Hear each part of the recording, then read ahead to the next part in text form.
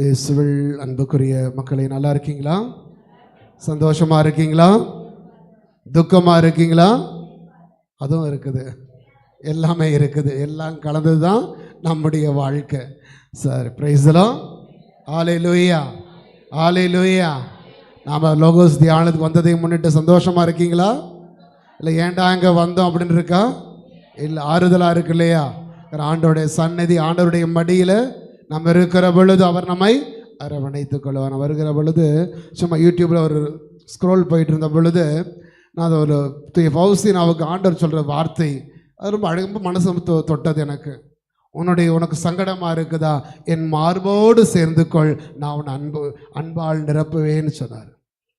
அதான் ஆண்டவர் கொடுக்குற மிகப்பெரிய ஒரு வார்த்தை. சங்கடமாக இருக்குதா, நீங்கள் என்ன செய்யணும்? மனிதனுடைய மார்பில் சாய்ந்தால் கொஞ்ச நேரம் ஆறுதலாக இருக்கும், அதன் பிறகு மீண்டும் துக்கம் தான். ஆனால் ஆண்டவருடைய மார்போடு யோவானை போல நம் இயேசுவின் மார்பிலே சாய்ந்து கொள்ள தயாராக இருக்கணும். Praise the Lord. ஹல்லேலூயா. சில நாட்களுக்கு முன்னாடி ஒரு இளம் பெண் சந்தித்து கதை பேசி கொண்டிருந்த பொழுது அவளுக்கு நிறைய கம்ப்ளைண்ட், நிறைய குறைகளோட, எங்கள் வீட்டில் அதை செய்ய மாட்டிருக்கிறாங்க, இதை செய்ய மாட்டிருக்கிறாங்க, இப்படி என்று சொல்லி அடுத்தவங்க தனக்கு செய்யாத நன்மைகளை எல்லாம் எனக்கெல்லாம் செஞ்சிருக்க வேண்டியது ஃபாதர், ஆனால் அவங்க எதுவுமே எனக்கு செய்யலை என்று சொல்லி நிறைய கம்ப்ளைண்ட் அவர்களுக்கு. அப்போ நான் திரும்பி ஒன்று கேட்டேன், உனக்கு இப்போ எத்தனை வயசுமா ஆகுது? 25 வயசு பக்கம் ஆகுது உனக்கு. இந்த இத்தனை ஆண்டுகளில் நீ அவர்களுக்காக செய்தது என்ன அப்படின்னு திரும்பி கேட்ட பொழுது ஒரு நீண்ட மௌனம். சில நம்முடைய வாழ்க்கை அப்படி தான் இல்லையா? நம்ம வீட்டில் பிள்ளைங்களும் அப்படி தான். ஆமாம், அம்மா என்னத்தான் பண்ண நீ எனக்கு, என் புருஷன் கேட்ப நீ என்னடி எனக்கு பண்ண, நீ எல்லாம் ஒன்றுனா பெரிய லிஸ்ட்டு வரும். சொந்தக்காரங்க சொல்லுவாங்க, ஆமாம் நான் உனக்கு என்னெல்லாம், நீ என்ன பண்ண எனக்கு. இந்த கேள்வி நம்ம வாழ்க்கையில் அன்றாடம் வந்து கொண்டே இருக்கிற ஒரு கேள்வி தான். இதே கேள்வி தான் நம்ம ஆண்டவர்கிட்டையும் கேட்குறோம். ஆண்டவர் வந்துட்டு, ஆண்டவரே நான் இத்தனை நாள் லோகோஸ் தியானத்துக்கு வந்து நீ என்ன பண்ண எனக்கு, என் பிள்ளைக்கு நீ என்ன பண்ண, என் குடும்பத்துக்கு என்ன பண்ண. இந்த கேள்வி மனுஷனோடு மட்டும் கிடையாது, கடவுளோடு நம்ம என்ன செய்து கொண்டிருக்கிறோம், கேட்டுக்கொண்டே இருக்கிறோம். அப்போ கடவுள் நம்மை பார்த்து திரும்ப ஒரு கேள்வி கேட்கிறாரு, நீ எனக்கு என்ன செய்தாய்? கடவுளும் எதிர்பார்க்கிறார். நாம கடவுள்கிட்ட மட்டுமே ஆண்டவரே நீ எனக்கு இதை செய்யணும், இதை செய்யணும், இதை செய்யணும் என்று கேட்டுக்கொண்டிருக்கிற நம்முடைய வாழ்க்கையில் நமக்கும் ஒரு கடமை இருக்கிறது. நான் கடவுளுக்காக, ஆண்டவருக்காக என்ன செய்திருக்கிறேன், என்ன செய்யணும், நாம என்ன செய்வது ஆண்டவருக்கு பிடிக்கும் என்று சொல்லுகிற பொழுது இந்த நற்செய்தியில வாசித்த நாம ஆண்டவர் உயிர்ப்புக்கு பிறகு திரு தூதர்களை பார்த்து சொன்னார். என்ன சொன்னாரு? நீங்க எல்லாம் நல்லா சாப்பிட்டுட்டு நிம்மதியா படுத்து தூங்கணும் சொன்னாரா? நல்லா தியேட்டர்ல போய் படம் பார்த்து ஜாலியா இருக்கணும் சொன்னாரா? பக்கத்து வீட்டுக்காரன் தலையில கல் எடுத்து ஓங்கி அடிக்கணும் சொன்னாரா? என்ன சொன்னாரு? சென்று நற்செய்தியை அறிவிக்கணும். அப்போ ஒவ்வொரு கிறிஸ்தவனுக்கும் கடவுள் அவர் இந்த எதிர்பார்ப்போடு தான் இருக்கிறார். ஒவ்வொரு கடவுள் நமக்கு கொடுத்திருக்கிற கடமைகள், இந்த கடமையை நம்ம சுமந்ததான் ஒவ்வொரு கிறிஸ்தவனும் வாழவே. நாம் ஒவ்வொருவருமே நற்செய்தி பணியாளர்கள் இல்லையா? நற்செய்தி பணியாளர் சொல்லுகிற பொழுது ஏதோ சாமியார் சிஸ்டர் மட்டும் பைபிள் எடுத்துக்கிட்டு போய் ரெண்டு சொல்லிட்டு வர்றது அல்ல. ஒவ்வொரு திருமுழுக்கு பெற்றிருக்கிற ஒவ்வொரு பிள்ளையுமே நாம் நற்செய்தி பணியை நாம் செய்யணும். எப்படி செய்யணும்? இயேசு எப்படி செஞ்சாரோ அப்படி நாம செய்ய அழைக்கப்பட்டிருக்கிறோம். அப்படி என்றால் இயேசு எதுக்காக உலகத்துக்கு வந்தாரு? பாவத்தை கழுவுறதுக்கு. அப்புறம் அடிப்படையில் மனித குலத்தை மீட்பதற்காகத்தான் இல்லையா? இது யாருடைய வேலை? அது மனித குலத்தை மீட்க வேண்டும் என்பது யாருடைய திட்டம்? யாருடைய திட்டம்? அப்பாவுடைய திட்டம். அப்பாவுடைய வேலையை யார் செய்ய வந்தாரு? மகன் செய்வதற்கு வார்த்தை மனுவருவாகி இந்த உலகத்தில் வந்தார். அதான் வசிக்கிறோம் இல்லையா? அதனால தான் இயேசு சொல்றாரு, யோவான் நற்செய்தி 3ஆம் அதிகாரம் 16வது வார்த்தை. யோவான் நற்செய்தி 3ஆம் அதிகாரம் 16வது வார்த்தை. தன் ஒரே மகன் மீது நம்பிக்கை கொள்ளும் யாவரும் அழியாமல் நிலை வாழ்வு பெறும் பொருட்டு அந்த மகனே யாரை அனுப்பினாரு? ஒரே மகனை அனுப்புகிறார். அப்ப இயேசுவினுடைய திட்டம் வேலை என்ன அப்படின்னா, இந்த உலகத்துல கடவுளுடைய அப்பாவுடைய பிள்ளைகளை மீட்டெடுக்கிறது தான். எனவே தான் இயேசு கிறிஸ்து இங்க நற்செய்தி பணியை செய்கிற பொழுது யாருடைய வேலையை செஞ்சாரு? யாருடைய வேலை?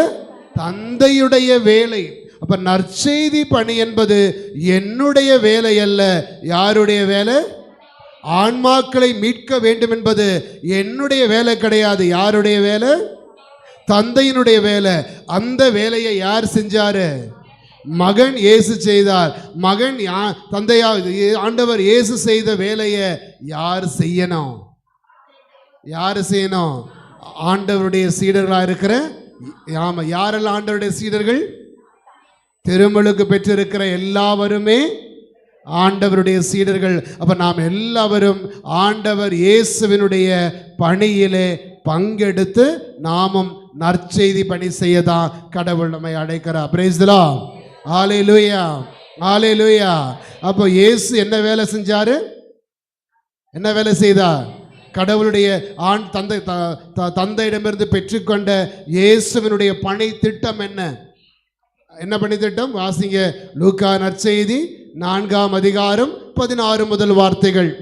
லூக்கா நற்செய்தியில 4ஆம் அதிகாரம் 16 முதல் வார்த்தைகள்ல தந்தையிடமிருந்து இயேசு பெற்றுக்கொண்ட பணி திட்டம் என்ன வேலை அவர் செய்ய வேண்டும் என்று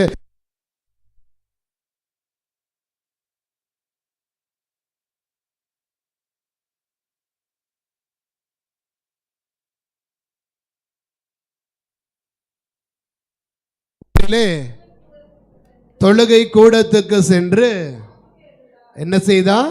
வாசிக்க எழுந்தார். இறைவ எசாயாவின் நூல் அவருக்கு கொடுக்கப்பட்டது. தொடர்ந்து அவர் அதை பிரித்த பொழுது எழுதப்பட்டது இவ்வாறு: ஆண்டவருடைய ஆவி என்மேல்,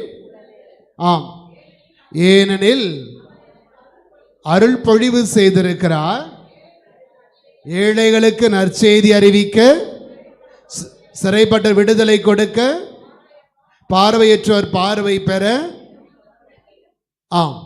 தொடர்ந்து ஒடுக்கப்பட்டோருக்கு விடுதலை செய்ய, ஆண்டவர் அருள் தரும் ஆண்டினை அறிக்கையிடம் வந்திருக்கிறேன். அப்போ இந்த உலகத்திற்கான நன்மைகளை செய்வதற்கு என்னது நன்மை? பார்வையற்றவனுக்கு பார்வையை கொடுக்கணும், நோயற்ற சுகம் கொடுக்க வேண்டும், ஒடுக்கப்பட்டவனுக்கு நன்மை செய்யணும். அப்போ இந்த உலகத்தில் வாழக்கூடிய மனிதனுக்கு என்ன நன்மைகள் எல்லாம் செய்ய வேண்டும் என்று தந்தை விரும்புகிறாரோ அதை யார் வழியா செய்ய விரும்புகிறார்? ஆண்டவர் மகன் வழி.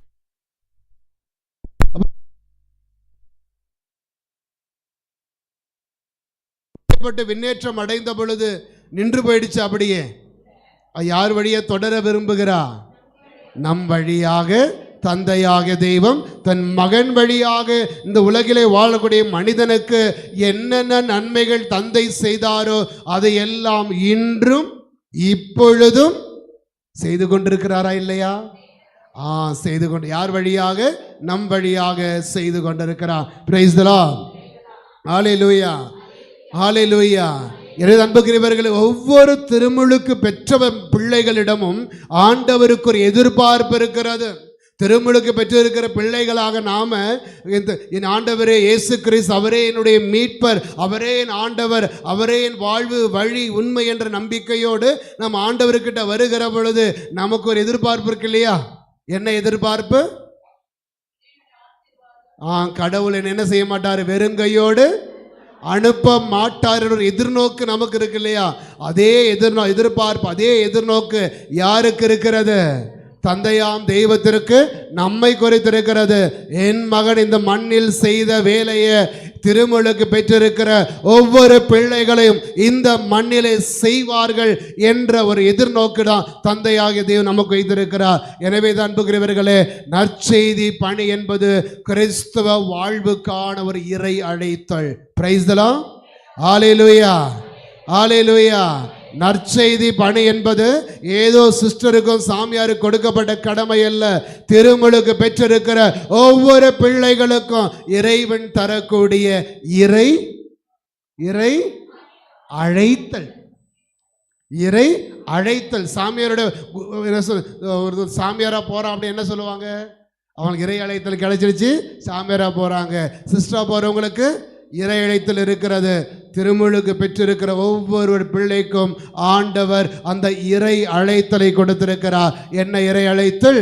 ஆண்டவருடைய நற்செய்தியை இந்த உலகிலே பறைசாற்றக்கூடிய இறை அதாவது ஆண்டவர் சொல்றார் இல்லையா, மத்தேயு நற்செய்தி 28ஆம் அதிகாரம் 19 முதல் 20 வார்த்தைகள். மத்தேயு நற்செய்தி 28ஆம் அதிகாரம் 19 முதல் 20. எனவே நீங்கள் போய் எல்லா மக்களுக்கு, யாருக்கு? கிறிஸ்தவங்களுக்கு மட்டுமா? இல்ல, எல்லா மக்கள். காரணம், ஆண்டவருடைய மீட்பு என்பது யாருக்கு? எல்லா உலகம் முழுமைக்கு தான். கடவுள் ஒரு பொழுதும் கிறிஸ்தவர்களை மீட்டெடுக்கல, அல்லது ஆண்டவர்கிட்ட வந்த இவங்களை மட்டும், எனக்கு பிடிச்சவங்களை மட்டும் மீட்டெடுக்கல. ஒரு குறிப்பிட்ட இனத்துக்காக ஆண்டவர் சாகல. யாருக்காக? உலகம் முழுமையும் சொந்தமாக்கி கொள்வதற்காக, தன்னுடைய மக்களாக மாற்றிக்கொள்வதற்காக தந்தையாக தெய்வம் யாரை கையளித்தா? மகனை கையளிக்கிறார். அப்ப தந்தை இந்த உலகம் முழுவதையும் அன்பு செய்கிறார். உங்களை மட்டுமல்ல, என்னை மட்டுமல்ல, தன்னை அறிந்தவர்கள் அறியாதவர்கள் எல்லாவர் மீதும் யாருக்கு அன்பு உண்டு? தந்தைக்கு அன்பு உண்டு. எனவே தான் சாணி சொல்கிறார், நீ எல்லா மக்களிடத்திற்கு நீ என்ன செய்யணும்? போக வேண்டும், போய் அவங்கள சீடராக்கணும். சொல்ல தொடர்ந்து வாசிங்க. தந்தை மகன் தூய ஆவியின் பெயரால் திருமுழுக்கு கொடுக்கணும். என்ன அர்த்தம்? அவர்களை இயேசுவுக்கு சொந்தமாக்கணும். ஆண்டவருக்கு உரிய பிள்ளைகளாக மாற்றக்கூடிய கடமை திருமுழுக்கு பெற்றிருக்கிற ஒவ்வொரு பிள்ளைகளுக்கும் ஆண்டவர் சொல்லுகிறார். எனவே இந்த அழைத்தலை கடவுள் நமக்கு கொடுக்கிற பொழுது நாம் என்ன செய்யணும்? இப்போ நீங்கள் உங்கள் வீட்டில் பிள்ளைய டே அந்தோனின்னு கூப்பிடுறீங்க, அவன் என்ன செய்யணும்? அவன் பதில் கொடுக்கணுமா வேண்டாமா?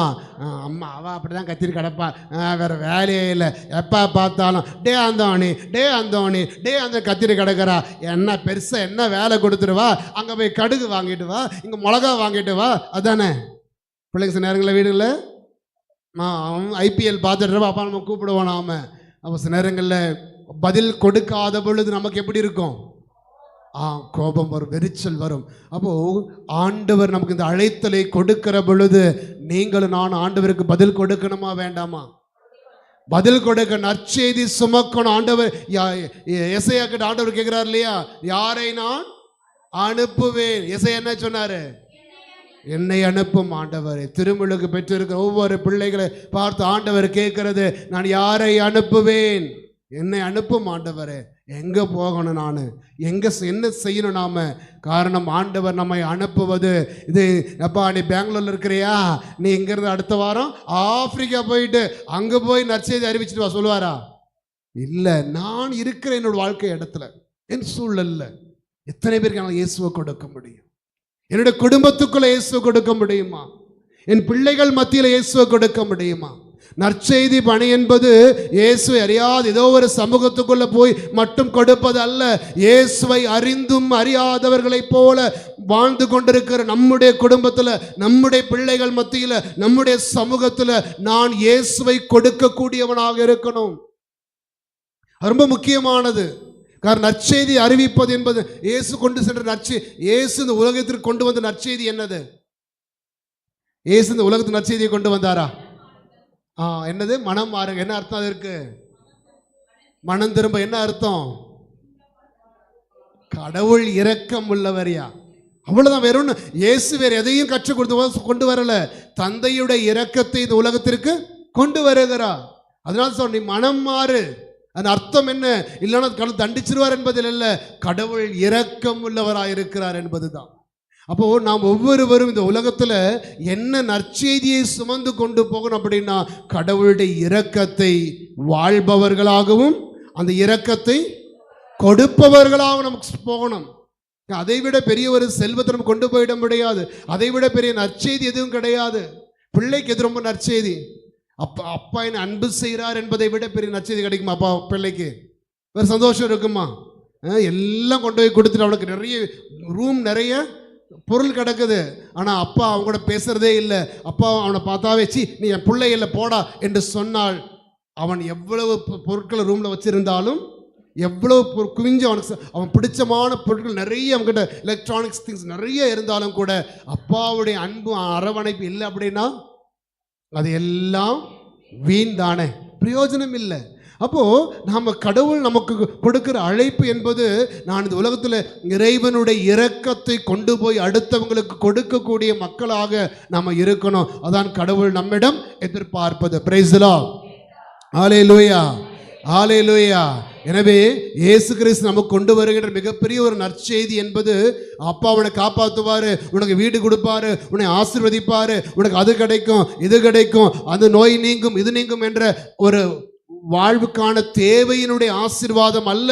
இயேசு இந்த உலகத்திற்கு கொண்டு வந்தது, ஆண்டவர் கொண்டு வந்த ஒரே ஒரு நற்செய்தி என்னது? என் தந்தை இரக்கம் உள்ளவர். அவ்வளவுதான். அப்பா இரக்கம் உள்ளவர் என்ற ஒரு செய்தி தான் இயேசு.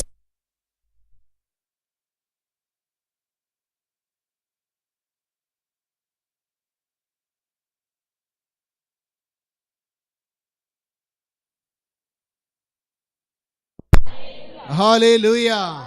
அப்ப நாம் ஒவ்வொருவரும் சுமக்க வேண்டிய நற்செய்தியும் அதுதான்.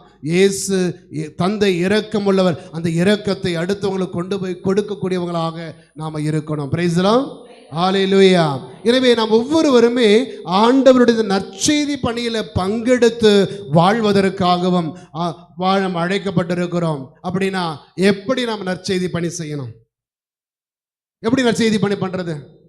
அதெல்லாம் சாமியார் வேலை, சிஸ்டர் வேலை, அப்படிதான் நம்முடைய மனசில் இருக்கிறது அப்படிதான் பொதுவாக. ஆனால் நாம் ஒவ்வொருவருமே நற்செய்தி பணியை செய்ய இறைவன் நம்மை அழைக்கிற பொழுது நாம் எப்படி செய்யணும் அப்படின்னா, இயேசு எப்படி செஞ்சாரோ அப்படிதான் நாம் செய்யணும். நம்முடைய நற்செய்தி பணியினுடைய முதல் முன் மாதிரி என்பது மனிதர்கள் அல்ல. யாரு? இயேசு கிறிஸ்து. இயேசு கிறிஸ்துவை போல பணியாற்றணும் நாம. அதனால ஆண்டவர் சொல்றார் இல்லையா, யோவான் நற்செய்தி 14ஆம் அதிகாரம் 12வது வார்த்தை, நம்மை குறித்து கடவுள் கொண்டிருக்கிற மிகப்பெரிய ஒரு நம்பிக்கை. நான் செய்யும் நான் என்ன செய்கிறேனோ அது யார் செய்வா? என்னிடம் நம்பிக்கை கொள்ளுகிறவர்களும் செய்வார்கள். அப்படின்னா இயேசுவில் நம்பிக்கை வச்சா மட்டும் போதாது. இயேசு இந்த உலகத்தில் என்ன செய்தாரோ அதை நாம் ஒவ்வொருவரும் செய்யணும். இயேசு என்ன செஞ்சாரு? ஆமாம் ஃபாதர், இயேசு சாட்டை எடுத்து எல்லாரையும் அடித்தார். நானும் அடி கொடுக்க போகிறோம் பாரு. கொடுத்தா நமக்கு திரும்ப என்ன கிடைக்கும்? நம்ம மண்டை வீங்கும். சும்மா இருப்பாங்களா? இயேசு என்ன செய்தார்? அன்பு செய்தார். எல்லாரையும் அன்பு செய்தார். யாரையும் வெறுக்கல ஆண்டவர் இயேசு கிறிஸ்து. இங்கே நற்செய்தியில் பார்த்துருக்கிறோமா? இயேசுலேச்சி என் பக்கத்தில் வராத, நீ எனக்கு வேண்டாம் யாராவது சொல்லியிருக்கா? ஆண்டு இங்கே சொல்லியிருக்கிறாரா? ஒரு பொழுதும் ஒரு மனிதனையும் ஆண்டவர் என்ன செய்தில்லை, வேண்டாம் என்று சொன்னது கிடையாது. எல்லா மனிதர்களோடும் ஆண்டவர் அன்பும் அக்கறையும் உள்ளவராக ஆண்டவர் செயல்பட்டிருக்கிறார். Price the Lord. Hallelujah, hallelujah. அப்போ இயேசுவை போல அன்பு செய்யக்கூடியவர்களாக நாம் மாறுகிற பொழுது நம்முடைய வாழ்க்கை ஒரு நற்செய்தியாக மாறும். இயேசு இரக்கம் காட்டியது போல, அதாவது தான் சொல்றார் இல்லையா, என் தந்தை இரக்கம் உள்ளவர்களாக இரக்கம் உள்ளவராக இருப்பது போல நீங்களும் என்னவா இருக்கணும்? இரக்கம் உள்ளது. நற்செய்தி பணி என்பது, நற்செய்தி பணி என்பது ஏதோ பைபிளை தூக்கிட்டு போய் ரோட்ல நின்றுக்கிட்டு அல்லேலூயா ஸ்தோத்திரம் இது ஆண்டவரின் அன்பு செய்கிறார் சொல்லி விரைவார்த்தை கொடுக்கிறது மட்டும் அல்ல. அன்றாட வாழ்க்கையில இயேசுவை நாம் வாழ்வாக்குகிற பொழுது, இயேசுவினுடைய பண்புகளை நாம் வாழ்வாக்குகிற பொழுது நம்முடைய வாழ்க்கை ஒரு நற்செய்தி பணியாக மாறுகிற அந்த இடத்துல. ஒரு குடும்ப தலைவனாக இருக்கிற நீ, உனக்கு கொடுக்கப்பட்ட குடும்ப பொறுப்பு என்பது உன்னுடைய உன்னுடைய மனைவியை, பிள்ளைகளை, உறவுகளை அன்பு செய்வது தான். அப்போ அந்த அன்பு செய்வதில் ஒரு நற்செய்தி நீ கொடுக்கிற. எங்க அப்பா என்ன அன்பு செய்கிறார் அப்படின்னா என் கடவுள் எப்படி இருப்பார்? என்னை என் கூட இருக்கிற சாதாரண மனுஷனா இருக்கிற எங்க அப்பாவே என்னை இப்படி அன்பு செய்கிறார்னா என்னை படைத்த தகப்பன். அப்போ இந்த தகப்பன் என்னை யாரை நோக்கி வழி நடத்துறாரு? இந்த தகப்பனோ தாயோ செய்யக்கூடிய அன்பு செயல்கள் என்னுடைய சிந்தனைகளை, என்னுடைய பார்வைகளை யாரை உற்று பார்க்க உதவி செய்கிறது? விண்ணக கடவுளை, விண்ணக தகப்பனை. அப்படிதான் ஒரு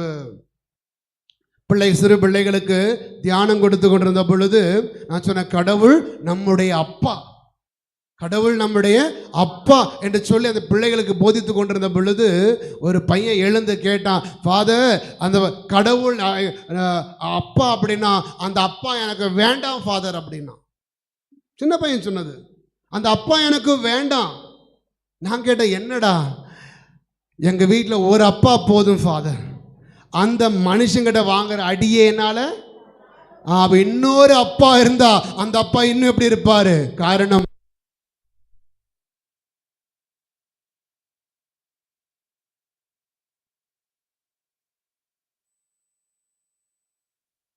உன்னை இறைவனை பார்ப்பதற்கு தடையாக மாறும். உனக்கு அது என் தகப்பனை நான் வேதனையோடும் கோபத்தோடு பார்க்கிற பொழுது கடவுளையும் அப்பாவாக பார்ப்பதற்கு எனக்கு தடையாக இருக்கும். அதனால தான் அன்புக்குரியவர்களே, இயேசு கிறிஸ்து தகப்பனை அன்புள்ளவராக வெளிப்படுத்துகிறார். எனவே நான் என்னுடைய பிள்ளைகள் குடும்பத்தில், பிள்ளைகளை உறவுகள் மத்தியில் நான் இந்த இயேசுவை சுமந்து எப்படி என்னை நான் ப்ரெசன்ட் பண்ணுறனோ, எப்படி என்னை வெளிப்படுத்துகிறேனோ, அதுபோல தான் என் கூட இருக்கிறவர்களும் என் வழியாக யாரை பார்ப்பார்கள்?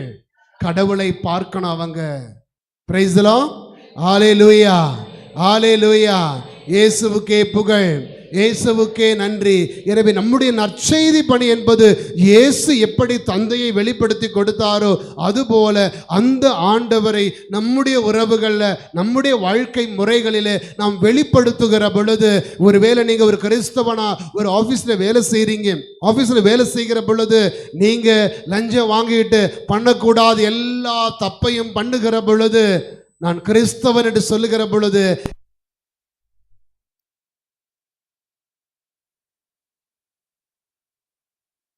தடையாக இருக்கிறேன், அடுத்தவர்கள் நான் தடையாக மாறிக்கொண்டிருக்கிறேன். அன்புக்குரியவர்களே, இறைவன் நமக்கு கொடுக்கிற அழைத்தலை உணரணும்.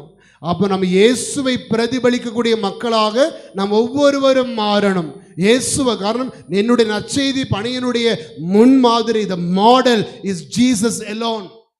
இயேசுவை போல வேலை செய்யணும், நாம இயேசுவை போல செய்யணும். நாம் அதான் கடவுள் எதிர்பார்க்கிறார். நான் செய்வது போல என்னிடம் நம்பிக்கை கொள்கிறவர்களும் செய்யணும். காரணம் நம்மளுக்கு இன்னைக்கு எல்லாருமே நிறைய மாடல்கள் பின்னாடி போறவங்க தானே. தமிழ்நாடு முழுவதும் இன்னைக்கு யார் பின்னாடி போய் நிற்குது? டான்ஸ் ஆடணும் பின்னாடி போய் நின்றுட்டு வாழ்க்கை இழந்திருக்கிறது இன்னைக்கு. அதுபோல தான் இப்போ மனிதர்கள் பின்னாடி போய் நிற்கிற பொழுது நமக்கு ஒரு கட்டத்திற்கு மேலே எங்கே போகிறதுன்னு தெரியாது. அந்த பின்னாடி போய் ஓட்டு போட்டவங்களுக்கு, ஓட்டை பெற்றவனுக்கே அடுத்து என்ன செய்யணும்னு தெரியாமல் முடிச்சு நிற்கிறாங்க. ஆட்சி அமைக்க முடியுமா இல்லையான்ட்டு மனிதனை முன்மாதிரியாக வைத்து போகிற பொழுது என்னுடைய வாழ்க்கையில் ஒரு லட்சியம் என்பது குறுகியதாக இருக்கும். அதை கடந்து என்ன, அதுக்கப்புறம் என்ன தெரியல நமக்கு. எனவே நம்முடைய பணியினுடைய லட்சியம் என்பது யாரு? இயேசு கிறிஸ்து.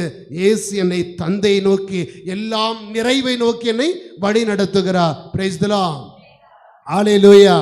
அப்போ நாம் ஒவ்வொருவரும் இயேசுவை போல வேலை செய்யணும். நம்முடைய குடும்பத்தில், சமூகத்தில் அவர் எப்படி அன்பாக இருந்தாரோ அதுபோல அன்புள்ளவர்களாக, அவர் எப்படி இரக்கம் உள்ளவராக இருந்தாலோ அதுபோல, அவர் எப்படி கருணை உள்ளவராக இருந்தாரோ அதுபோல, அவர் எப்படி அக்கறை உள்ளவராக இருந்தாலோ அதுபோல. அதன் அர்த்தம், இயேசு மனிதனை என்ன செஞ்சாரு? அன்பு செய்தார். அதன் வழியாக யாரை காட்டி கொடுத்தார்? அவர் கடவுளையும் காட்டி கொடுக்கிறார். கடவுளை வெளிப்படுத்துகிறார். காட்டி கொடுக்கிற யூதாஸ் காட்டி கொடுக்கிறதல்ல. நம்ம இயேசு கிறிஸ்து பிறரை அன்பு செய்வதன் வழியாக கடவுளை நோக்கியுள்ள ஒரு பாதையை அவர் காட்டி கொடுக்கிறார், வெளிப்படுத்தி கொடுக்கிறார். அன்புக்குரியவர்களே, நாம் ஒவ்வொருவருமே இயேசுவை போல நம்முடைய பணி வாழ்க்கையில் நம்ம இருக்கணும். நமக்கு இறைவன் பவுல் சொல்றார், பவுல் சொல்லுகிறார், நான் இயேசுவை போல முதல்ல மாறணும், என் பணி வாழ்க்கையில், என் குடும்ப வாழ்க்கையில் மாறணும். அப்படின்னா பவுல் சொல்லிக் கொடுக்கிறார். எபேசியர் திருமுகம் 4ஆம் அதிகாரம் 23 மற்றும் 24. எபேசியர் திருமுகம் 4ஆம் அதிகாரம் 23 மற்றும் 24. அடிமை பெண்ணின் மகன் எபேசியர் திருமுகம் உங்களுடைய மனப்பாங்கு புதுப்பிக்கப்படணும். என்ன மனப்பாங்கு? மனிதனுடைய மனப்பாங்கு என்பதல்ல. நான் ஆண்டவருடைய வேலையை செய்கிற பொழுது என்னுடைய மனப்பாங்கை சுமந்து கொண்டு போகக்கூடாது. காரணம் என்னுடைய மனப்பாங்கு என்ன? ஐயா, இவன் எனக்கு பிடிக்காது, இவன் எனக்கு வேண்டாம், அவன் தாழ்ந்த ஜாதிக்காரன், இவன் வேற ஊருக்காரன், இவன் என் ஊருக்காரன் கிடையாது, என் சொந்தக்காரன் கிடையாது. மனிதனுடைய மனப்பாங்கு என்பது என்னது? எனக்கு என்ன பிடிக்கின்றது தான், இல்லையா? எனக்கு பிடிச்சதை நான் செய்து கொண்டிருப்பேன், எனக்கு பிடிச்சவங்களை பக்கத்தில் சேர்த்துக்குவேன், எனக்கு யார் தேவையோ அவர்களை வைத்துக் கொள்ளுவேன். ஆனால் மனிதனுடைய மனப்பாங்கு அல்ல நான் சுமக்க வேண்டியது. யாருடைய மனப்பாங்கு? விண்ணகத்தினுடைய மனப்பாங்கு, விண்ணகத்தினுடைய இயல்பை நான் ஏற்றுக்கொள்ளணும். அதான் முக்கியமானது. நம்ம சொந்த குடும்பங்களுக்குள்ளேயே பாருங்க, சில வீடுகளில் போனால் கணவன் மனைவி 2 பேர் 2 திசையில் உட்காந்துருப்பாங்க. இந்த பக்கம் கணவன் இந்த பக்கம் திரும்பி உட்காந்துருப்பாரு, இந்த பக்கம் மனைவி உட்காந்துருப்பாங்க. மனைவி சொல்லுவா, அவனா எனக்கு வேண்டாம் ஃபாதர், இவளா வேண்டாம் ஃபாதர், இவன் இல்லைன்னா என்ன வாழ முடியாதாக்கும். அப்படிதான் இன்னைக்கு நிறைய பேர், நிறைய குடும்பங்கள்ல. அவ இல்லைன்னா எனக்கு என்ன, இவன் இல்லைன்னா எனக்கு என்ன, அந்த புள்ள அவன் ஒன்றுமே கொடுக்கலனாலும் பரவாயில்ல ஃபாதர், போட்ட எனக்கு என்ன, எக்கேடு கெட்டு போன எனக்கு என்ன. அப்படி அல்ல. அது மனிதனுடைய உழைப்பாங்க, அது மனிதனுடைய மனசு அப்படிதான். எனக்கு வேண்டாம் எல்லாம். ஆனால் இயேசுனுடைய மனப்பாங்கு என்பது என்னது? ஒரு ஆடு போனாலும் அந்த ஆடு எனக்கு வேணும். அதான். அப்போ தொடர்ந்து வாசிங்களே, பவுல் சொல்றத பாருங்க. உங்களுடைய மனப்பாங்கு புதுப்பிக்கப்பட வேண்டும். கடவுளது சாயலாக படைக்கப்பட்ட புதிய மனிதனுக்குரிய இயல்பு. யார் அந்த புதிய மனிதன்? வார்த்தை மனுவருவான இயேசுவினுடைய இயல்பை நாம் வைக்கணும். அதான் மிக முக்கியமானது. நான் வீட்டுக்குள்ள போகிற பொழுது நான் ஒருவரை வெறுக்கின்ற மனப்பாங்குடைய மனிதனாக வீட்டுக்குள்ள போகக்கூடாது. அடுத்தவனை வேண்டான்னு சொல்ற மனநிலையோடு வீட்டுக்குள்ள போகக்கூடாது. மாறாக என் வீட்டுக்குள்ள நான் போறேன், கோயிலுக்குள்ள போறேன், ஒரு பங்குக்குள்ள போறேன், இந்த சமூகத்துக்குள்ள நுழைகிற பொழுது எப்படிப்பட்ட மனப்பாங்கு இருக்கணும்? எல்லாரையும் அன்பு செய்யக்கூடிய கிறிஸ்துவனுடைய மனப்பாங்கு, அவரை பிரதிபலிக்கணும். Price the Lord. ஹல்லேலூயா, ஹல்லேலூயா. சிந்திச்சு பாருங்க, நீ காலையில் எழுந்த உடனே மேக்கப் போடுற பழக்கமெல்லாம் இருக்கா? குளிச்சுட்டு மேக்கப்பெல்லாம் போடுவோம் இல்லையா? எங்கேயே வெளியே போனோம் அப்படின்னா கொஞ்சம் மேக்கப்பெல்லாம் போட்டுட்டு பட்டி டிங்கரிங்கெல்லாம் போட்டு நல்லா வெளியே வருவோம். நாம் அப்படி குளிச்சுட்டு கண்ணாடிக்கு முன்னாடி போய் நிற்கிறீங்க. நீங்கள் எல்லாம் நிற்கும் பொழுது கண்ணாடியில் உங்கள் முகத்துக்கு பதிலாக அதில் வேறொரு முகம் தெரிஞ்ச எப்படி இருக்கும்? எப்படி இருக்கும்? ஐயோ, இது என்ன, நான் அல்ல அது. அப்படி தானே? நான் இல்லை, பயம் வரும் எனக்கு. அவர் பயம் மட்டும் இல்லை, எனக்கே ஒரு சந்தேகம், நானா இது? நான் இல்லையே. அப்போ நான் கிறிஸ்தவன் ஒவ்வொருவனுமே ஒரு கண்ணாடிக்கு முன்னாடி, உலகம் என்ற கண்ணாடிக்கு முன்னாடி நிற்கிற பொழுது நான் எதை பிரதிபலிக்கணும்? கிறிஸ்துவை பிரதிபலிக்கணும். இந்த உலகம் என்னில் எதை பார்க்கணும்? கிறிஸ்துவை பார்க்கணும். என் குடும்பம் எதை பார்க்கணும்? என்னில கிறிஸ்துவை பார்க்கணும். என் பிள்ளைகள் எதை பார்க்கணும்? என்னில கிறிஸ்துவை பார்க்கணும். என்னோட உறவுகள், நண்பர்கள் யாரை பார்க்கணும்? என்ன? கிறிஸ்துவை பார்க்கணும். அப்ப என்னுடைய சொல்லிலும் செயலிலும் சிந்தனையிலும் நான் யாரை பிரதிபலிக்கணும்? இயேசுவை பிரதிபலிக்கணும். அதனால தான் பவுல் சொல்லுகிறார், நீ யாரை அணிந்து கொள்ளணும்? கிறிஸ்துவை அணிந்து கொள்ளணும். உன்னுடைய மனப்பாங்கு புதுப்பிக்கப்பட்டு நீ கிறிஸ்துவை அணிந்து கொண்ட ஒரு பிள்ளையாக உன் வீட்டுக்குள்ள போகிற பொழுது அங்க அன்பு நிறைஞ்சிருக்கும். கிறிஸ்துவை சுமந்த பிள்ளையாக நீ ஆபீஸ்க்கு போகிற பொழுது உன் மனசுக்குள்ள நேர்மை நிறைஞ்சிருக்கும். கிறிஸ்துவை சுமந்து கொண்டு நீ ஒரு சமூகத்துக்குள்ள போகிற பொழுது உன் மனசுக்குள்ள எல்லாரும் சமம் என்ற ஒரு பார்வை நிறைஞ்சிருக்கும். அவன் தாழ்ந்தவன் உயர்ந்தவன் என்ற நிலை உன் மனசுக்குள்ள வராது. நீ கிறிஸ்துவை சுமந்து கொண்டு நீ தேவாலயங்களுக்குள்ள போகிற பொழுது நான் கடவுளுடைய பிள்ளைகள், நான் மட்டுமல்ல, வந்திருக்கிற எல்லாரும் கடவுளுடைய பிள்ளைகள், சகோதர சகோதரிகள் என்ற உணர்வு நமக்குள்ள நிறைஞ்சிருக்கும். அது கிறிஸ்துவை சுமந்து நான் போகிற பொழுது எனக்குள் பரிசுத்த ஆவி ஏற்படுத்தக்கூடிய ஒரு மனநிலை. அதான் பவுல் சொல்லுகிறார். எனவே நீ கிறிஸ்துவை புதிய உன்னுடைய மனப்பாங்கு புதுப்பிக்கப்படணும்பா. நீ வெறுப்போடும் கோபத்தோடும் அகங்காரத்தோடும் நீ போகிற பொழுது, நீ சுமந்து போகிற பொழுது உன்னுடைய மனப்பாங்கு யாருக்கு ஏற்றதாக இருக்கும்? சாத்த நரகத்துக்கு ஏற்றதாக இருக்கும். அது விண்ணகத்துக்கு ஏற்புடையதல்ல. உன் குடும்பம் விண்ணகமா மாறாது. உன் பிள்ளைகள் விண்ணகத்தினுடைய பிள்ளைகளா மாற மாட்டாங்க. அப்பா அப்பா அம்மா 2 பேரும் சண்டை போட்டு டெய்லி சண்டை போட்டு இருந்தாங்கன்னா அதை பார்த்து பார்த்து வளரக்கூடிய பிள்ளைங்க மனசுல அன்புனா என்னன்னு தெரியுமா? தெரியாது. நீ பல குடும்பங்களில் சூழ்நிலை அதுதான். அப்போ உன்னுடைய மனப்பாங்கு புதுப்பிக்கப்படணும். யாரை போல? இயேசுவை போல பணியாற்றுவதற்கு. தொடர்ந்து வாசிங்க. அவ்வியல்பு நான் இயேசுவை பெற்றுக்கொள்றேன். இயேசு இயல்பை பெற்றுக்கொள்கிற பொழுது அந்த இயல்பு எப்படி வெளிப்படணும்? உண்மையான நீதியிலும் தூய்மையிலும் வெளிப்படணும். நான் இயேசுவை சுமந்து கொள்றேன். நான் இயேசுவை சுமந்து கொண்டு செயல்படுகிற பொழுது நம்முடைய வாழ்க்கையினுடைய இயல்புகள் நீதியில் வெளிப்படக்கூடிய வாழ்வாக இருக்கணும். என்ன நீதி என்பது? கடவுளுக்கு ஏற்ற நீதி. நீதினா என்னது? உண்மை. அப்புறம் நியாயம்டா, நீதிடா. சினிமாவில் கேட்டு சொல்லுவாங்க, அந்த டயலாக் கேட்டு ரொம்பலாம். நீதி என்பது அவரவருக்கு உரியதை அவரவருக்கு கொடுக்கணும். அதுதான் நீதி என்பது. அவரவருக்கு அவரவருக்கு கொடுக்கணும். அடுத்தவனுக்குரிய மரியாதை கொடுத்தாதான் எனக்கு மரியாதை கிடைக்கும். அடுத்தவனுக்கு நான் அவன் என்ன, அதான் ஆண்டவர் சொல்றார் இல்லையா? மத்தேயு நற்செய்தி 7ஆம் அதிகாரம் 12வது வார்த்தை. மத்தேயு நற்செய்தி 7ஆம் அதிகாரம் 12வது வார்த்தையில ஆண்டவர் கொடுக்கிற ஒரு நீதிக்கான வாழ்வியல் முறையை கற்றுக் கொடுக்கிறார். ஆகையால் பிறர் உங்களுக்கு என்ன நன்மை செய்ய வேண்டும் என்று நீ விரும்புகிறாயோ அதையே நீ அவங்களுக்கு செய்யணும். அதான் எல்லா சட்டத்தினோட நிறைவு அதுதான். அப்போ அடுத்தவங்க எனக்கு நன்மை செய்ய வேண்டும் என்று நான் எதிர்பார்க்கிற பொழுது நான் என்ன செய்யணும்? அவங்கள நன்மை செய்யணுமா வேண்டாமா? நான் ஒரு தப்பு பண்ணிட்டா என் கணவன் என்னை மன்னிக்கணும்னு ஆசைப்படுறேன் இல்லையா? ஆசைப்படுகிற பொழுது அதே செயல் நான் என்னவா இருக்கணும்? அந்த கணவன் தவறு செய்கிற பொழுதும் நான் மன்னிக்கூடியதா இருக்கணும். என் பிள்ளைகள் என்னை ஏற்றுக்கொள்ளணும் ஆசைப்படுகிற பொழுது நானும் அவர்களை ஏற்றுக்கொள்ளணும். அப்போ என்ன நன்மைகளை நான் அடுத்தோட எதிர்பார்த்து கொண்டிருக்கிற சில நேரம் நம்முடைய வாழ்க்கையெல்லாம் என்ன தெரியுமா? இந்த மண்வெட்டி மாதிரி தான். மண்வெட்டி பார்த்துருக்கீங்களா? என்ன மண்வெட்டி என்ன செய்யும்? மண்ணை வெட்டும். எப்படி வெட்டும் அது? எல்லாம் எனக்கு தான், எல்லாம் எனக்கு தான், எல்லாம் எனக்கு தான். அப்படி தானே? மண்வெட்டியோட மனப்பான்மை தான். எல்லாம் எனக்கு, எல்லாம் எனக்கு, என்ன எனக்கு தான். சில நேரம் நம்முடைய வாழ்க்கையும் அப்படி தான் இருக்கிறது. சுயநலம் நிறைந்த ஒரு வாழ்வாக. நான் நல்லா, எனக்கு எல்லாம் பண்ணி நான் யாரும் அன்பு செய்ய மாட்டேன், நீ மட்டும் என்ன அன்பு செய்ய. நான் உன்னை மன்னிக்க மாட்டேன், நீ மட்டும் நீ என்ன மன்னிச்சிரு. நான் உன்னை ஏற்றுக்க மாட்டேன், நீ என்னை ஏற்றுக்கோ. அது அல்ல ஆண்டவர் சொல்லிக் கொடுப்பது. ஆண்டவர் சொல்லுவது, அடுத்தவன் உனக்கு நீதியோடு இருக்குன்னு எதிர்பார்க்கிறாயா, நீயும் அவர்களுக்கு நீதியோடு இருக்கணும்.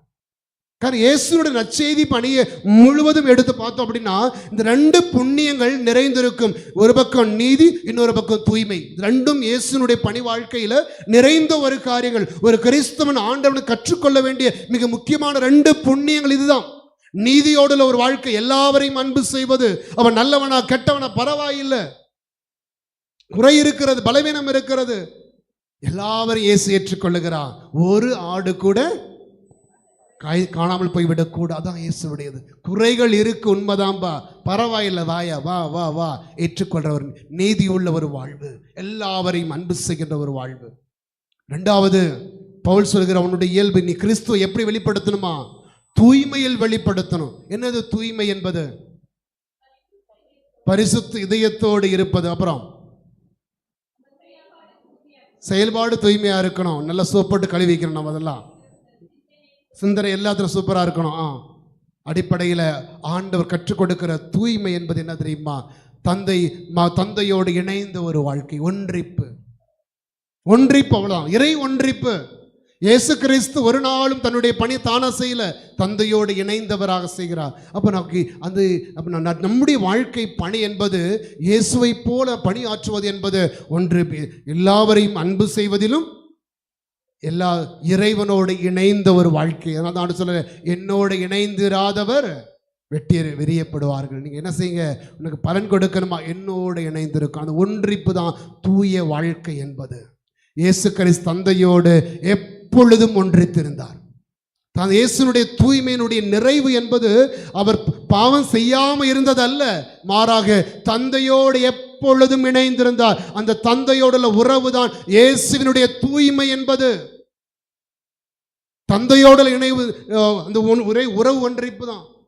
சிந்திச்சு பாருங்க, அப்பா அப்பா அம்மா வீட்டில் இருக்கிறாங்க, அப்பா அம்மாவோட நல்ல இணைந்து இருக்கிற நல்ல நெருக்கமாக இருக்கிற பிள்ளை, நான் என்ன ஒரு தப்பு பண்ணாலும் அது எங்கள் அப்பா அம்மாவை பாதிக்கும் என்ற உணர்வு இருக்கிற பிள்ளைக்கு ஒரு தவறு செய்கிற பொழுது பயம் இருக்குமா இல்லையா? அவன் கேடு கெட்டு போனா எனக்கு என்ன, நான் ஒரு தப்பு பண்ண அவனுக்கு வலிக்குதா, நான் பண்ண வேண்டாம் நினைக்கிறவன் மீண்டும் மீண்டும் செய்து கொண்டிருப்பான். இயேசு உணர்ந்திருந்தார், நான் என்னுடைய அவருடைய தூய்மை என்பது தந்தையோட உறவினுடைய ஆழம். அது பிரைஸ் தி லார்ட், ஹல்லேலூயா, ஹல்லேலூயா. இந்த ரெண்டு பண்புகள் தான் இயேசுவோட நற்செய்தி பணியில் நிறைந்திருந்தது. அது ரெண்டையும் தான் பவுல் நமக்கு கற்றுக் கொடுக்கிறார். நாம் இயேசுவை அணிந்து கொண்டு நம்முடைய பணி வாழ்க்கை எப்படி இருக்கணும்? நீதியோடும் தூய்மை நிறைந்ததாக இருக்கணும். Praise the Lord. ரெண்டாவது, நம்ம நற்செய்தி பணி, நம்ம இயேசுவை போல பணியாற்றுகிற பொழுது நம்முடைய வாழ்க்கை எப்படி இருக்கணும் அப்படின்னா அன்பினுடைய சாட்சிகளாக இருக்கணும்.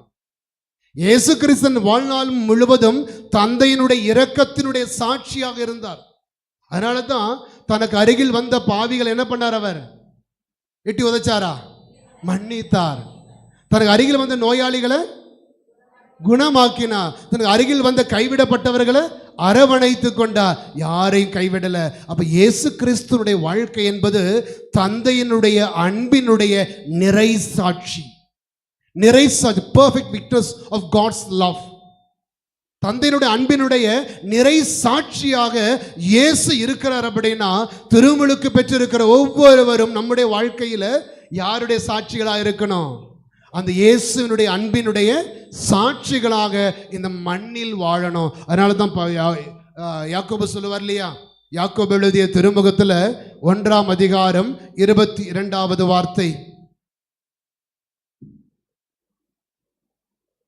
இறை வார்த்தையை கேட்கிறவர்களாக மட்டும் இருந்து உங்களை ஏமாற்றிக் கொள்ள வேண்டாம். பவுல் சொல்ற, யாக்கோபு சொல்ற வார்த்தை பாருங்க, இறை வார்த்தை கேட்கிறவங்களா மட்டும் இருந்துட்டு ஐயோ சாமியார் நல்லா பிரசங்கம் வச்சாரு, நல்லா இருந்துச்சு, பைபிள் வாசிச்ச நல்லா இருந்துச்சு என்று சொல்லிட்டு போறதில் அல்ல, நான் எதை வாழ்வாக்குகிறேன். தொடர்ந்து வாசிங்க. அதன்படி நடக்கிறவர்களாயும் இருங்கள். அது காரணம் என்ன? கிறிஸ்துவ வாழ்க்கை என்பது சாட்சிய வாழ்க்கை. எப்படி இயேசு கிறிஸ்து தந்தையினுடைய அன்பிற்கு சாட்சியாக இந்த மண்ணில் வாழ்ந்தார். அதனால தான் நம்முடைய முன்னாள் திருத்தந்தை பிரான்சிஸ் சொல்லுவார், இயேசு கிறிஸ்து தந்தையினுடைய இரக்கத்தின் முகம் என்று சொல்லுவார். நான் இயேசுவினுடைய ஆண்டவர் இயேசுவின் முகத்தை நான் பார்க்கிற பொழுது நான் எதை பார்க்கிறேன்? யாரை? என்னை காண்கிறவன் தந்தையை காண்கிறான். அப்ப இயேசுவினுடைய முகத்துல நான் எதை அனுபவிக்கிறேன் அப்படின்னா தந்தையினுடைய இரக்கத்தின் முகத்தை அனுபவிக்கிறேன். தந்தையினுடைய கோபத்தை எல்லாம் அனுபவிக்கிறது. தந்தையினுடைய சொல்லுவாங்களே பேர் அப்பா மாதிரி இவனும் சிடுசிடு இருக்கான் பாரு சொல்லுவாங்க பிள்ளைங்க. சில பிள்ளைங்க பயங்கரமாக கோவப்படுகிற பொழுது, டேய் உங்கள் அப்பனை மாதிரியே நீ கோவப்படுறடா அப்படின்னுவாங்க. உங்கள் அப்பனை மாதிரியே குடிகாரனாக இருக்கடா அப்படின்னுவாங்க. உங்கள் அப்பன் தான் அப்படி, நீ இப்படி இருக்கியடான்ட்டு. அப்பனுக்கு புள்ள தப்பாமல் பிறந்திருக்குது அப்படின்ட்டு. இயேசு கிறிஸ்து தப்பாமல் பிறந்திருக்க. எப்படி பிறந்தாரு? அப்பனுக்கு புள்ள தப்பாம மண்ணில் பிறந்தார். எப்படி பிறந்தார்? அவர் தந்தை இரக்கம் உள்ளவராக இருக்கிற மாதிரி அவரும் இரக்கத்தோடு, அவர் அன்போடு இருக்கிற மாதிரி இவரும் அன்போடு, அவர் பரிசுத்தமாக இருக்கிற இவரும் பரிசுத்தமாக. இதான் தந்தையினுடைய இயேசுனுடைய வாழ்க்கை. அன்புக்கு, தந்தையினுடைய அன்புக்கும் இரக்கத்துக்கும் இந்த மண்ணுலகில் சாட்சியாக இருந்தார். அதனால தான் திருத்தந்தை சொல்லுவார், முன்னாள் திருத்தந்தை பிரான்சிஸ் சொல்லுவார், கிறிஸ்தவர்களே நாம் அடுத்தவங்களை கிறிஸ்துவத்துக்கு கொண்டு வர வேண்டியது மதம் மாற்றுவதன் வழியாக அல்ல, மாறாக நம்முடைய வாழ்க்கையை பார்த்து அவங்க யாருக்குள்ள வரணும்? கிறிஸ்தவனா வரணும். என்னுடைய வாழ்க்கை கிறிஸ்துவை பிரதிபலிக்கக்கூடிய ஒரு நிறை சாட்சியமாக மாறணும். அது அப்படிதானே? அப்படி மாறுகிற பொழுது நம்முடைய வாழ்க்கை ஆனந்தம் உள்ளதாக இருக்கும். வீட்டில் அப்பன் தினமும் குடிச்சிட்டு குடிச்சிட்டு குடிச்சிட்டு வந்து நிற்கிற பொழுது இந்த பிள்ளையினுடைய மனசில் என்ன தோணும்? அவன் சொல்லுவான், நீ இப்போ குடிக்கிறல்ல, இன்னும் கொஞ்ச நாள் போகட்டும் நானும். அப்போ அப்பன் கேட்க முடியுமா? டே ஏண்டா குடிக்கிற சொல்ல முடியுமா? முடியாது. காரணம், தகப்பன் எதை சாட்சியாக கொடுத்திருக்கிறாரு? தீமையை தான் சாட்சியாக கொடுத்திருக்கிறார். அப்போ அதை பார்க்கிற பிள்ளைக்கு பார்த்து பார்த்து பார்த்து எங்கள் அப்பனே பண்ணுற, நான் பண்ண என்ன வந்துட போகுது? தீமை அங்கே கடத்தி விடப்படுகிறது. ஆனால் இயேசு கிறிஸ்து தந்தை இயேசு வழியாக இந்த உலகத்துக்கு கொடுத்தது அவருடைய அன்பு தான். அதனால தான் தந்தை நிறைவுள்ளவராக இருக்கிற மாதிரி நீங்களும் இருக்குன்னு சொல்ல காரணம் அதுதான். எது என் வழியாக கடத்தப்படுகிறது? இயேசு வழியாக தகப்பனுடைய அன்பு கடத்தப்படுகிறது. அதனால தான் திருத்தந்தை சொல்லுகிறார், உங்களுடைய வாழ்க்கையை கண்டு கொண்டு அவர்கள் இயேசுவை நோக்கி ஈர்க்கப்படணும். They should be attracted by your life. நான் இயேசுவை எப்படி வாழ்கிறேன்? ஒரு ஆஃபீஸில் வாழ்கிற வேலை செய்கிற பொழுது எத்தனையோ பேர் லஞ்சம் வாங்கலாம், மோசமான வழியில் இருக்கலாம், ஏமாற்றி கொண்டு இருக்கலாம். ஆனால் ஒரு கிறிஸ்தவனாக இது எல்லாம் நான் செய்ய மாட்டேன் என்ற ஒரு மன தைரியத்தோடும் திடத்தோடு நான் இருக்கிற பொழுது என்னுடைய செயல்பாடுகள், என்னுடைய திட நம்பிக்கை அவர்களுக்கு என்னவா இருக்காது? சாட்சியமாக மாறும். அவனே செய்யாமல் இருக்க நான் ஏன் செய்ய அப்படி இருக்கக்கூடாது? அவனம்ப நான் இருக்கலாமே. ஒரு சாட்சிய வாழ்க்கை, அன்பினுடைய சாட்சியமாக கிறிஸ்தவர்கள் மாறணும். இயேசு அப்படிதான் இந்த உலகத்திலே வாழ்ந்தார். Praise the Lord. Hallelujah, hallelujah. எனவேதான் பவுல் ஒரு கிறிஸ்தவன் எப்படி இயேசுவினுடைய அன்பின் சாட்சிகளாக இந்த மண்ணுலகில் வாழ வேண்டும் என்று ஒரு 4 குறுக்கு வழிகளை சொல்லிக் கொடுக்கிறார். இயேசுவினுடைய அன்பை வாழக்கூடிய அன்பின் சாட்சிகளாக வாழ்றதுக்கு பவுல் 4 குறுக்கு வழிகளை சொல்லிக் கொடுக்கிறார். ரோமேருக்கு எழுதப்பட்ட திருமுகம் 12ஆம் அதிகாரம், ரோமேருக்கு எழுதப்பட்ட திருமுகத்தில் 12ஆம் அதிகாரம் 9-10 வார்த்தைகள். உங்கள் அன்பு கள்ளமற்றதாக இருப்பதாக. முதல் குறுக்கு வழியே தான் அன்பினுடைய சாட்சிகளாக இந்த மண்ணில் நாம் வாழணும். அப்படின்னா முதல் குறுக்கு வழி, உங்கள் அன்பு என்னவா இருக்கணும்? என்ன அர்த்தம் அதற்கு? பொய்யான அன்பா இருக்கக்கூடாது. என்னது பொய்யான அன்பு?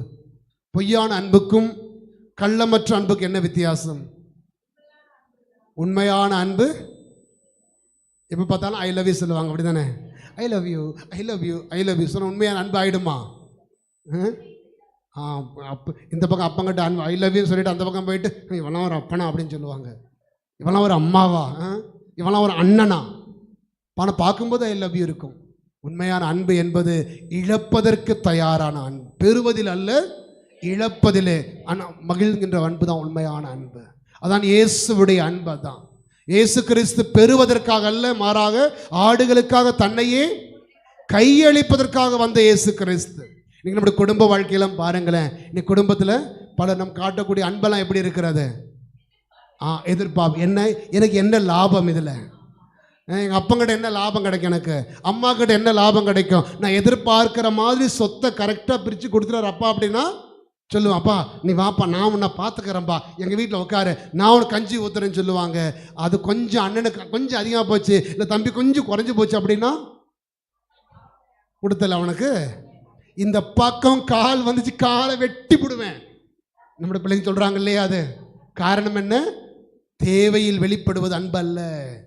எனக்கு நான் தேவையானது கரெக்டாக கிடைச்சிட்டா நான் ஆண்டவரே ஸ்தோத்திரம், கோயிலுக்கு வந்துட்டே இருக்கிறேன்ப்பா, நான் ஜெபிச்சேன் ஆண்டவர் கொடுத்துட்டாரு, இன்னும் லோகஸ் தியான எழுத்து விட்டு நான், அது பிஸ்னஸ். அப்படிதானே? அது பிஸ்னஸ்.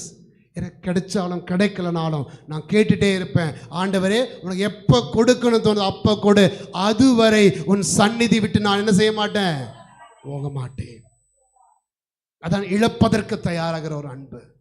எனக்கு லாபத்தை பார்த்து நான் ஆண்டவர்கிட்ட வரல, லாபத்தை பார்த்து நம்ம ஆண்டவர்கிட்ட வந்தோம் அப்படின்னா மக்களே நம்முடைய ஜெபம் ஒரு ஜெபத்தில் ஒரு நிறைவு இருக்காது. அது பக்திமான். லாபத்தை பார்த்து வருகிற யார் தெரியுமா? பக்திமான், சீடன் அல்ல. பக்திமான் என்ன செய்வான்? லோகஸ்தி அங்கே வந்து ஜெபிப்பான். லோகஸ்ல போய் நான் 1 வாரம் ஜெபிச்சேன்பா, 1 மாதம் ஜெபிச்சேன்பா, ஒன்றும் கிடைக்கல. அடுத்த தியானங்கள் எங்கே இருக்குது அங்கே போவாங்க. அது முடிச்சு அங்கே சோகத்தூர் போவாங்க, அது முடிச்சு டிவைனுக்கு போவாங்க, ஓடிக்கிட்டே இருப்பாங்க. காரணம் கிடைக்கல எனக்கு. ஆனால் எங்கே போனால் கிடைச்சாலும் கிடைக்காவிட்டாலும் சரி, ஆண்டவரே நான் உன்னை விட்டு, சீடன் ஓட மாட்டான், பற்றி கொண்டிருப்பான், அந்த உறுதியாக இருப்பான் அந்த இடத்துல. நாம் பக்தர்களாக அல்ல. அதனால தான் நான் எப்பவுமே சொல்லுவேன், நான் சிலர் சொல்லுவேன் வேளாங்கண்ணி பக்தர்கள் சொல்லுவாங்க, மாதாவுடைய பக்தர்கள் கிடையாது. நம்மெல்லாம் யாரும் பக்தர்கள் அல்ல, பிள்ளைகள், சீடர்கள். நாம இயேசுனுடைய சீடத்துவத்தில் பங்கெடுக்கிற சீடர்கள், பக்தர்கள் அல்ல. தயவு கத்தோலிக் கிறிஸ்தவர்கள் யாரும் பக்தன் சொல்லிக் கொள்ளாதீங்க. நீங்க யாருமே நான் மாதாவுடைய பக்தன் சொல்லாதீங்க, அந்தோனியார் பக்தன் சொல்லாதீங்க. அந்தோனியார் வழியாக இயேசுவின் சீடன். மாதா வழியா ஆண்டவருடைய பிள்ளை நானு. காரணம் பக்தன் ஓடிக்கொண்டே இருப்பான். பக்தனுக்கு ஒருபோது திருப்தி வராது. அவனுக்கு ஒரு நாளும் திருப்தி வராது. அவனுக்கு 10,000 ரூபாய் கேட்கிற பொழுது 15,000 ரூபாய் கொடுத்து பாருங்க, இன்னும் 5,000 ரூபாய்க்கு சேர்த்து கேட்டிருக்கலாமோ, தப்பு பண்ணிட்டனோ. பக்தனுக்கு ஒரு பொழுதும் நிறைவு வராது. பிள்ளை அப்படி அல்ல. 10,000 ரூபாய் கேட்கறது 8,000 பரவாயில்லப்பா, அப்படி இவ்வளவு கொடுத்தியே நன்றி அப்பா. பிள்ளைக்கு நன்றி சொல்லிக்கொண்டே இருப்பான். ஏசு அதை தான் காட்டி வெளிப்படுத்தி கொடுக்குற நம்ம வாழ்க்கையில். மக்களே, நாம ஆண்டவர் நம்ம அழைப்பது பக்தனாக அல்ல, சீடனாக வாழ்வது, தன்னை இழப்பதற்கு தயாராகணும். அதனால தான் ஆண்டு சொல்ற, என்னை பின்பற்றி விரும்புகிற எவனும் தன்னையே இழந்து சிலுவையை சுமந்து கொண்டு வரும். அது உண்மையான அன்பு. அப்பா ஒருபோது தன்னுடைய தேவை பார்க்கறதில்லை. என் பிள்ளைக்காக தன்னை இழக்கிற தகப்பனுடைய அன்பு, பிள்ளைக்காக இழக்கிற தாயினுடைய அன்பு, அதான் உண்மையான கள்ளமற்ற அன்பு என்பது லாபம் பார்க்கிற அன்பு அல்ல. உன் அன்பினுடைய சாட்சியா நீ வாழணுமா, நீ என்ன செய்யணும்? முதல்ல நீ கள்ளமற்ற அன்பாக இருக்கணும். ரெண்டாவது என்ன செய்யணுமா? தீமையை வெறுத்து நன்மையை பற்றி கொள்ளணும். எது தீமை, எது நன்மை? நன்மை எது சொல்லுங்களேன்? நல்லது செய்யுது. உன் பக்கத்தில் உட்கார்ந்துருக்காங்க பார்த்தீங்களா, அவங்க தான் நன்மை. கடவுள் கொடுத்த நன்மை அதுதான். ஒவ்வொரு மனிதனும் இறைவன் கொடுத்திருக்கிற நன்மை நமக்கு. அந்த நன்மையை நீ பிடிச்சிக்கோ. தீமையை விட்டு, இது தீமை, அந்த நன்மையை வெறுக்கிறன்னு சொல்லி உங்க மனசு என்ன வருது பத்தியா? இவன் எனக்கு வேண்டாம், அவன் எனக்கு வேண்டான்ற ஒரு சுயநலம். அடுத்தவனை அன்பு செய்கிற நன்மையை நாம் பற்றி கொள்ளணும். அடுத்தவர்களை வெறுக்கின்ற தீமைகளை, அந்த சுயநலத்தை விட்டு விடணும். நாம எல்லாம் நான் அவன் எனக்கு வேண்டாம், இவன் எனக்கு வேண்டாம், அதல்ல. அவோ அது கடவுள். அதாவது ஆண்டு சொல்ற இல்லையா, நீ நன்மை செய்தால் உயர்வடைவாய் அல்லவா. காயினை பார்த்து கடவுள் சொல்ற வார்த்தை, அவன் உள்ளம் உடைந்து வேதனையோடு இருக்கிற பொழுது, ஆண்டவரை என் காணிக்கை மட்டும் நீ ஏன்பா ஏத்துக்கல என்ற வேதனை இருக்கிற பொழுது ஆண்டு சொல்றாரு, நீ நன்மை செய்தால் நீ உயர்வடைவா. என்ன நன்மை அது? நான் உனக்கு கொடுத்த சகோதரனை ஏத்துக்கிட்டனா நீ மேல உயர்ந்து போவாயா. தன் சகோதரனை, தன் நண்பனை, தன் உறவுகளை, தன் தகப்பனை, தாயை அன்பு செஞ்சவன் ஒரு நாளும் தாழ்ந்து போனதே கிடையாது. யாருக்கு எதுவும் நான் கொடுக்க மாட்டேன், நான் மட்டும்தான் வச்சுக்குவேன், எனக்கு தான் எல்லாம் இருக்கு எல்லாருக்கும் சொல்லி எவன் ஒருத்தன் வாழ்ந்து கொண்டிருக்கிறானோ அவன் அப்படியே மேலே போவான். போய் எப்போ விழுவான் என்று அவனுக்கே தெரியாது, விழுந்து போயிருப்பான். ஆனால் பிள்ளைக்காக இழக்கிற தகப்பன் ஒரு நாளும் தோற்று போனதில்லை. கணவனுக்காக இழக்கிற மனைவி, மனைவிக்காக இழக்கிற கணவன். அதாவது இப்போ சொல்ற குடும்ப வாழ்க்கை எப்பவுமே ஜெயிக்கிற இடம் கிடையாது. குடும்ப வாழ்க்கை ஜெயிக்கிற இடம். சில குடும்பத்தில் போனால் என்னது, இந்த டிவியில் பட்டிமன்றம் நடத்துவாங்க இல்லையா, நான் சொல்கிறது சரியா நீ சொல்கிறது சரியான்ட்டு. அந்த மாதிரி கணவன் மனைவி 2 பேரும் பட்டிமன்றம் நடத்தி கொண்டிருப்பாங்க. குடும்ப வாழ்க்கை என்பது கணவன் மனைவிக்காக தோற்பதும், மனைவிக்காக கணவன் தோற்பதும், பிள்ளைகளுக்காக பெற்றோர் தோற்பதும், பெற்றோருக்காக பிள்ளைகள் தோற்பதும், ஒருவர் மற்றவருக்காக தோற்கின்ற இடம்தான் அங்கே குடும்பம் என்பது. அதான் அன்பினுடைய வாழ்வு. அன்புல தான் தோல்வி மகிழ்ச்சியா இருக்குங்க. பகைமையில தோற்க மாட்டேன். நாம அவனோட ஒரு ஸ்டெப் மேல, அவன் வீட்டில் ஒரு 50 இன்ச்சு டிவி வாங்கியிருக்கானா, நான் 100 இன்ச்சு டிவி வாங்கி வைப்பேன். அது சுயநலமும் பகைமையும் சேரும் பொழுது அவனோட நான் பெருசாகணும். ஆனால் அன்பு இருக்கிற இடத்துல பரவாயில்லை, நீ வாட மேல, நீ வா மேல. எந்த ஒரு பிள்ளையினுடைய வெற்றியிலும் பொறாமப்படுற அப்பா அம்மா இருக்காங்களா? என் பிள்ளை என்னோட மேலே வாழ்ந்துட்டு என்னோட ஒரு 1000 ரூபாய் அதிகமாக சம்பாதிச்சிட்டான் அப்படின்னு அதை நினைத்து கொண்டு பொறாமப்படுற அப்பா அம்மா இருக்க மாட்டேன். காரணம் என்ன? தன்னுடைய இழப்பிலே அவர்கள் மகிழ்கிறார்கள். அவர்கள் அதான் அன்பினுடைய சாட்சி. அதான் கிறிஸ்து வெளிப்படுத்தி கொடுத்த வாழ்க்கை முறை. அதைத்தான் ஆண்டவர் நம்ம செய்ய சொல்றாரு. கிறிஸ்து தன்னையே நமக்காக இழந்தது போல ஒருவர் நமக்கு நம்ம இழக்கணும். நாம நன்மை தீமையை வெறுக்கணும். என்ன தீமை? எல்லாம் எனக்கு எனக்கு எனக்கு என்ற தீமையை வெறுத்து கொண்டு அடுத்தவர்களையும் உயர்த்துகின்ற ஒரு நல்ல மனிதனாக, அன்பு செய்யக்கூடிய பிள்ளையாக நாம் மாறணும். அதான் அன்பினுடைய சாட்சிகளாக வாழ்வது. 2வது குறுக்கு வழி, தீமையை வெறுக்கணும், நன்மையை பிடிக்கணும். நன்மை என்பது உனக்கு அருகில் இருக்கிற சகோதர சகோதரி, உன் உறவுகள், அவர்களின் உயர்த்தி பிடிக்கிற பொழுது உனக்குள்ள இருக்கிற தீமை யாரு? சாத்தான் ஓடி போவான். ஆனால் எப்பொழுது அடுத்தவர்களை வெறுக்கின்ற கோபத்தோடும் பகையோடு நீ வைத்துக் கொண்டிருக்கிறாயோ அப்ப யாரு உள்ள வந்துருவான்? ஆண்டவர் சொல்றார் இல்லையா, நன்மை செய்தால் நீ உயர்வடைவாய், இல்லாவிட்டால் பாவம் உண்மையில் வேட்கை கொண்டு எங்க வந்து படுத்து கிடக்கும்? வாசப்படியில கிடக்கும். உன்னால் அவனை ஜெயிக்க முடியாது. உன்னால் ஜெயிக்க முடியாது. உன் பகையை உள்ளத்தில் சுமந்து கொண்டு உனக்கு எதிராக வரக்கூடிய தீமைகளை ஜெயிக்க முடியாது. கோபத்தை சுமந்து கொண்டு கடவுள் அருளை பெற்றுவிட முடியாது. அதனால யாக்கோபு சொல்றாரு, மனிதருடைய சினம் கடவுளுக்கு ஏற்புடைய செயல்கள் நிறைவேறுவதற்கு தடையாக இருக்கிறது. அன்பினுடைய சாட்சியை வாழ முடியாது நம்ம. ஒருவேளை இயேசு கிறிஸ்து பார்க்கிற எல்லாவரையும் வெறுத்து கொண்டு கோபத்தோடு இருந்தார்னா தந்தையினுடைய இரக்கத்தின் முகமாக அவரால் வாழ்ந்திருக்க முடியாது. இன்னைக்கு நாம் எப்படிப்பட்டவர்களாக மாறிக்கொண்டிருக்கிறோம் பாருங்க. நான் எதை சுமந்து கொண்டிருக்கிறேன், எதை பற்றி நன்மையை பற்றி கொண்டிருக்கிறேனா, இல்லை தீமையை கெட்டியை பிடிச்சு வாழ்ந்து கொண்டிருக்கிறேனா? மூன்றாவது பவுல் சொல்லுகிற குறுக்கு வழி, அன்பினுடைய சாட்சிகளாக வாழ்வதற்கான குறுக்கு வழி என்னது? உடன்பிறப்புகளை போல ஒருத்தர் என்ன செய்யணும்? உளம் கனிந்து அன்பு காட்டணும். வெறுமனே ஒரு மேம்போக்கான அன்பு அல்ல. பார்க்கும் பொழுதெல்லாம் ஐ லவ் யூ, நீ இல்லாமல் நான் வாழ முடியாதுப்பா, உன்னை எப்படி கைவிடுவேன், நான் உன்னை எப்படிப்பா உன்னை அன்பு செய்யாமல் இருப்பேன். வெறுமனே வார்த்தைகளால் அல்ல, செயல்களால். உளம் கனிந்த அன்பு. Praise the Lord. Hallelujah, hallelujah. ஒருவருக்கொருவர் காவலாளிகளாக இருக்கணும். அது மிக முக்கியமானது. கடவுளுக்கு தந்திருக்கிற உறவுகள் ஒவ்வொன்றும் மிக முக்கியமானது. அப்படி ஒருவனுடைய வீழ்ச்சியில் பார்த்து சந்தோஷப்படுவதில் அல்ல, அவனுக்கு வரணும். ஆனால் அன்னைக்கே நினைச்சேன் இவன் இப்படி நடக்கும் அப்படின்னுட்டு. என்னவெல்லாம் பேசினா என்ன வார்த்தை சொன்னா உனக்கு கிடைக்கும். இது கடவுள் இருக்காண்டா. சொல்கிறோம் இல்லையா, அடுத்தவனுக்கு துரோகம் நடக்கும் பொழுது, அடுத்தவனுக்கு வேதனை வரும் பொழுது, நமக்கு பிடிக்காதவங்களுக்கு ஏதோ ஒரு தீமை நடந்துட்டா நம்ம யாரை பாராட்டுறோம்? ஆண்டவரே ஸ்தோத்திரம், நீ இருக்கிற ஆண்டவரே, நீ நல்லா பண்ணிட்ட. அவனுக்கு அவர் என்ன கூலிப்படையில் தலைவர், அவர் நான் கூலிப்படை தலைவனும் அவர் அடியாள மாதிரி நான் சொன்னதை செஞ்சு வைக்கிறார். அவருக்கு அல்ல, எனக்கு நன்மை வரணும் என்பதல்ல, அடுத்து எனக்கு என்னுடைய வேதனையிலும் அடுத்தவனுடைய நன்மையை விரும்பக்கூடியவனாக மாறணும். அதான் இயேசு கிறிஸ்து வாழ்க்கை முழுவதும் செஞ்சாரு.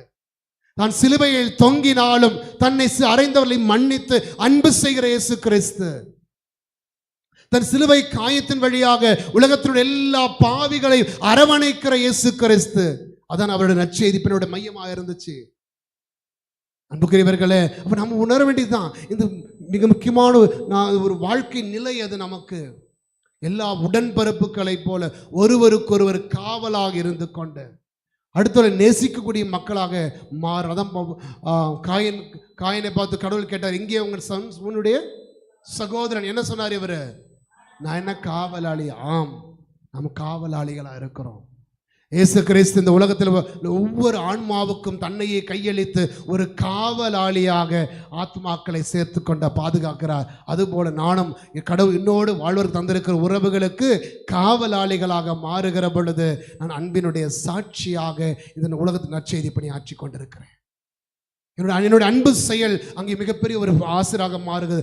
அன்னை தெரேசா கூட சொன்னாங்க இல்லையா, தன்னுடைய அங்கே தெருவில் கடந்த பிள்ளைகளை தன்னுடைய உறவாக ஏற்றுக்கொள்கிறார், இயேசுவாக பார்க்கிறார் அவர்களை.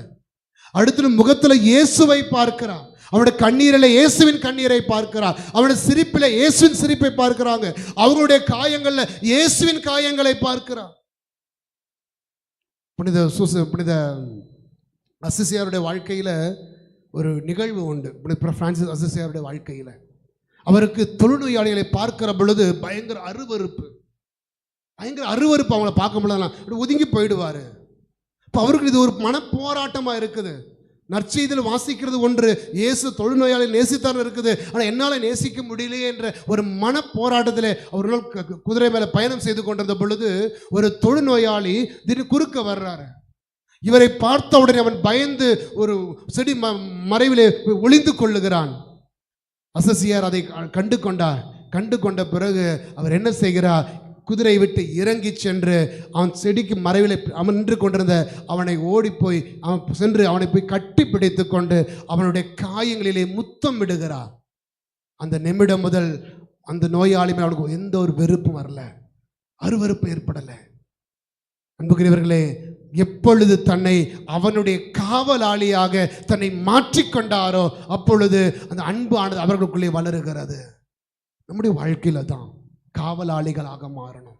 கடவுள் அவனை ஒப்படைத்திருக்கிறார். ஒருவேளை என் கூட இருக்கிற என் கணவனுக்கு பெரிய திறமைகள் இல்லாமல் இருக்கலாம், இல்லை நோயா இருக்கலாம், பிரச்சனைகளாக இருக்கலாம், மனைவிக்கு குறைகள் இருக்கலாம், பிள்ளைகளுக்கு குறைகள் இருக்கலாம், உறவுகளுக்கு குறைகள் இருக்கலாம். பரவாயில்லை, நான் நலமாக இருக்கிறேன், நான் நல்லா இருக்கிறேன், எனக்கு ஒரு பிரச்சனை இல்லை.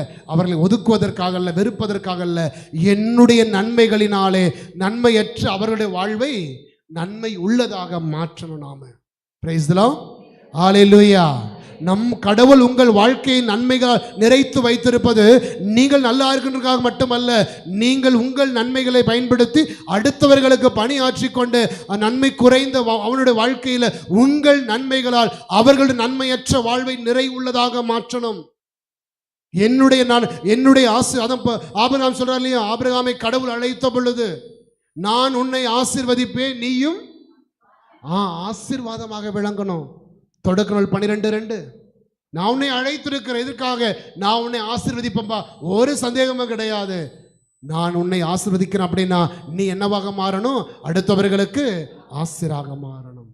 4வது பவுல் சொல்லிக் கொடுக்கிற வாழ்வினுடைய குறுக்கு வழி, அன்பின் சாட்சிகள் வாழ்வதற்கு என்ன சொல்லிக் கொடுக்கிறாரு? அடுத்தவர்கள் உன்னை விட உயர்ந்தவரை கருதணும். நீ அடுத்து உன்னை விட உயர்ந்தவர்களா நீ பார்க்கணும். எந்த ஒரு மனிதனை தாழ்வாக பார்ப்பதல்ல இயேசுனுடைய நற்செய்தி பணி. சக்கை வீட்டுக்கு ஆண்டவர் போறார், எல்லாரும் என்ன சொன்னாங்க? பாவியின் வீட்டுக்கு போறாரு. மத்தேயு வீட்டுக்கு போன பொழுது பாவியோடு உணவு அருந்துகிறாரு. மதலேன் மரியாள் ஆண்டவருடைய காலை தொட்ட பொழுது விபச்சாரி இவள் காலை தொட விட்டு கொடுக்கிறாரு இவரு. அப்படிதான் தீர்ப்பிட்டார்கள். எல்லாரையும் தாழ்வ பார்த்தாங்க. நாங்க தான் யோக்கியன். லூக்கா நற்செய்தி 9ஆம் அதிகாரத்தில் பார்க்கிறோம் இல்லையா, ஒரு மனுஷன் 2 பேர் ஜெபிக்க போறாங்க. 18 முதல் வார்த்தைகள்ல ஒருத்தன் சொன்னான், ஆண்டவரே, ஒருத்தன் சொன்ன, ஆண்டவரே நான் அவனை மாதிரி இல்லை, நான் இவனை மாதிரி இல்லை, நான் யாரு? யோக்கியன், நான் ரொம்ப யோக்கியம் ஆண்டவரே. நிக்கிறோம் பாரு பக்கத்துல, இவனா 1ஆம் நம்பர் அயோக்கியன். நம்ம அப்படிதான் சொல்லி கொண்டிருக்கிறோம். ஆனால் அவன் என்ன சொன்னான்? ஆண்டவரே நான் பாவி. எப்போ ஒருவன் அடுத்தவனை தாழ்த்தி கொண்டு தன்னை உயர்த்துகிறானோ அவனை ஆண்டவர் என்ன செய்கிறார்? தாழ்த்தி, வேண்டாம் எனக்கு, நீ எனக்கு வேண்டாம். ஆண்டவர் அவனை புறக்கணிக்கிறார். அதனால்தான் பவுல் சொல்லுகிறார், அடுத்தவனை உன்னை விட உயர்வாக நினைப்பார். ஒருவன் இன்னொரு மனுஷனை நீ தாழ்வா பார்க்குற அப்படின்னா அவன் தாழ்ந்தவன், அவன் மோசமானவன், பணம் இல்லாதவன், அது வீடு இல்லாதவன், வேஸ்ட்டு என்ற ஒரு மனநிலையில் இன்னொரு மனிதனை கடவுள் நன்மை என்று தந்து உனக்கு தந்திருக்கிற உன் சகோதரனை சகோதரி நீ ஜாதியை முன்னிட்டோ, மொழியை முன்னிட்டோ, பணத்தை முன்னிட்டோ, பல உலக காரியங்களை முன்னிட்டு நீ தாழ்வாக பார்க்கிறாய் என்று சொன்னால் ஆண்டவர் என்ன செய்கிறார்? உன்னை புறக்கணிக்கிறார். அது அன்புக்கான சாட்சி அல்ல. அன்புக்குரியவர்களே, நற்செய்தி பணி என்பது பைபிள் எடுத்து போறது மட்டுமல்ல. என்னது? ஆண்டவரை பின்பற்றி கொண்டு அவரை போல நாம் அவரை பிரதிபலிக்கக்கூடிய மக்களாக, அன்பின் சாட்சிகளாக நாம் வாழ வேண்டும். Price the Lord. எழுந்து நிற்போமா?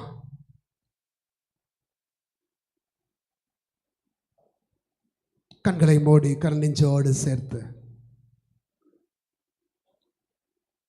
அன்பு தந்தையே இறைவா, உம்முடைய இரக்கத்தின் முகத்தை இயேசு கிறிஸ்து இந்த மண்ணிலே வெளிப்படுத்தியது போல நாங்களும் உயிருள்ள சாட்சிகளாக உம்மை பிரதிபலிக்கக்கூடிய வாழ்வின் பிம்பங்களாக இந்த மண்ணில் செயல்பட எங்களுக்கு நீ தாரும்.